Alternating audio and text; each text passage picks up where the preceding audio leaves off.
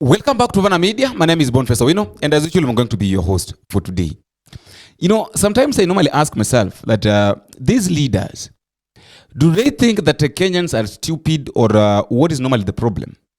Because there is no way you are in the government, you are a leader. And then all of a sudden, when things change, you start telling us things that you would have told us while in that position or while in the leadership. Just the other day, we've had a lot of CSS that former CSS that were fired who did not come back to the office, exposing some of the things that are happening in the government. Like yesterday, the former CS of Treasury, that is Ichung'wah, said that there are a lot of ghost workers within the government that are being paid money both in educational sector and all other sectors. So before the money reaches where it's supposed to go, there are a lot of departments, there are a lot of segments that get this money.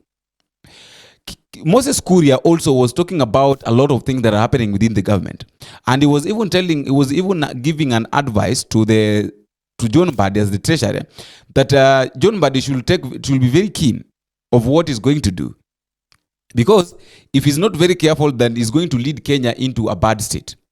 Even went ahead and said that nobody calls him, and that there are a lot of things that are happening in the government that only William Ruto can tell.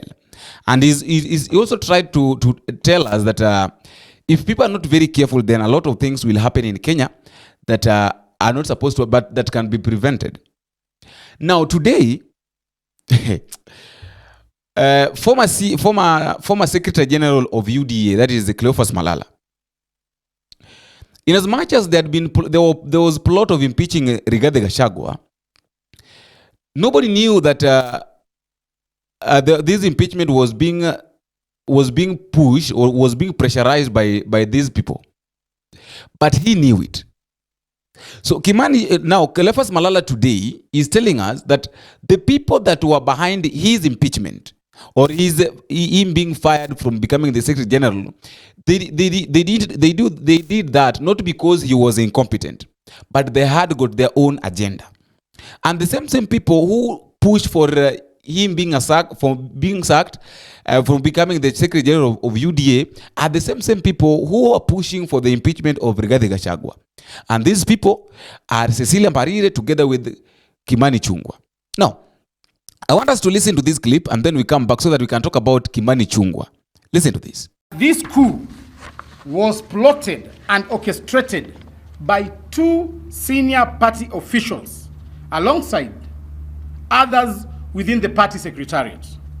These senior officials are Mrs. Cecil Mbarire'S and Mr. Kimani Ichung'wah, MP for Kikuyu constituency. That my ouster by the above officials had nothing to do with incompetence or my inability to run the UDA party, but was a well-choreographed script intended to climax with the impeachment of the Deputy President, Rigathi Gachagua. While at this, I wish to offer my voluntary advice to my good friend, the truthful man, the Deputy President and the Deputy Party Leader of UDA, His Excellency Rigathi Gachagua, that he should not be deceived into letting down his guard regarding the issue of his impeachment. I am putting it to him that the coup plotters are not yet done. Free advice. If he wants to go and sleep, let him go and sleep. But the coup plotters are just on sleep mode. They are yet to be activated. As I conclude, may I state that my interest in all this is purely the pursuit of justice. Now, the question that we should ask ourselves is that, Cleophas Malala accusing putting Kimani Ichung'wah in that mix. I can't say that maybe it's wrong, or maybe we can't say that he's guessing, but we know very well who Kimani Ichung'wah is. Kimani Ichung'wah is one of the people that have brought a lot of problems within the country, especially in Mount Kenya region. Because he has been fighting Rigathi Gachagua. The time that Rigathi Gachagua was talking about the unity of the people of the mountain, Kimani Ichung'wah came out and said that there is no point of talking about the unity of the people of the mountain. If you want to unite the people of the mountain, start by uniting the people of Kenya. Because there is no way you can be talking about the people of the mountain only. You only go to a village. And is the one who gave Rigathi Gachagua a name of a villager. There is a famous saying, which I could quote, that says you can't build a kingdom with someone who still wants the attention from the village. We will not build our nation if we still want attention from our villages. Let us build a nation where we need and seek attention of the nation of Kenya, not the attention of your villagers. He quoted that he didn't mention his name, but he said that there is no way that when something happens in town, you run back to the village to complain to the villagers. Kimani Ichung'wah has been against Rigathi Gachagua and all other leaders. Number one, Rigathi Gachagua, I think this issue of Mount Kenyan kingpinship. Kimani Ichung'wah feels like, being that is very much close to William Ruto, that is the majority leader, William Ruto listens to him, so he feels like he can lead the people of the mountain. And that Rigathi Gachagua is not even worth it. Rigathi Gachagua cannot even make it to become the kingpin of Mount Kenya. And now he's being backed up by Cecilia Mbarire'S. Another thing is the position of Rigathi Gachagua. Kimani Ichung'wah feels like Rigathi Gachagua is not learned.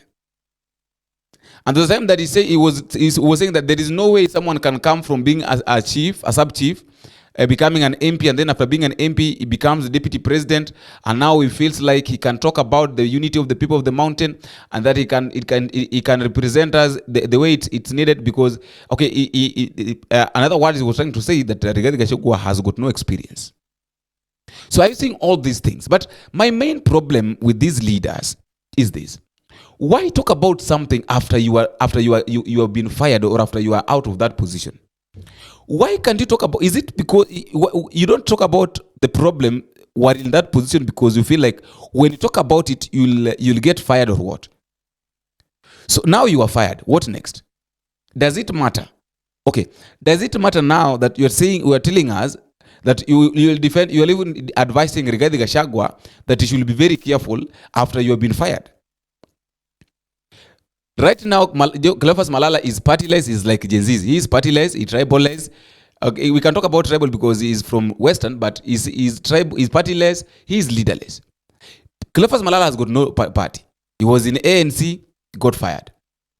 Now in UDA, got fired. He cannot go to ODM. Truth be told, Cleophas Malala cannot be welcomed in ODM. Not unless maybe he wants to form his own party, but being welcomed in ODM is another story. That is all I had for today, and let me just know what you think at the comment section. Just a reminder, if you're watching for the first time, please don't forget to click the subscribe button. You can also like, share, and drop me a comment and tell me what you think and where you're watching us from. As I normally say, that feedback is normally the key thing in any form of communication, and not fail to appreciate those who have been giving us your support, because without your support, this channel cannot grow and it cannot be where it is as now. Until we meet again, I've been your host, Boniface Wino. Bye-bye.